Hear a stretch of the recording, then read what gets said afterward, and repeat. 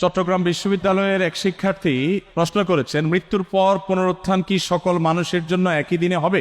যদি একই দিনে হয় তাহলে যারা 1000 বছর আগে খারাপ আমল নিয়ে মৃত্যুবরণ করেছেন তারা কবরে যে শাস্তি পাবে, আর যারা একই অপরাধ করে আজকে মৃত্যুবরণ করেছেন তাদের শাস্তি কেমন হবে? আমার ধারণা যারা আগে মৃত্যুবরণ করেছেন তারা বেশি দিন ধরে শাস্তি পাচ্ছেন। একটু ক্লিয়ার করবেন দয়া করে, আল্লাহ আপনাকে আরো বেশি নেখায়াত দান করুন। ভাইরা আমার, এই প্রশ্ন আরো অনেকের। প্রশ্নটা কি আপনারা বুঝতে পারছেন? যে মানুষটা 1000 বছর আগে মারা গেছে সে যদি জাহান্নামী হয়, খারাপ মানুষ হয়, তাহলে 1000 বছর ধরেই আলমে বরজাখে অদৃশ্যের জগতে তার শাস্তি চলছে। আবার যেই লোকটা আজকে মারা গেল, যদি আগামী 1 বছরের মধ্যে কিয়ামত হয় বা 10-20 বছরের মধ্যে কিয়ামত হয়, তাহলে এই লোকটা তো কবরের আযাব 10 বছর পেল, আরেকজন তো 1000 বছর পেল।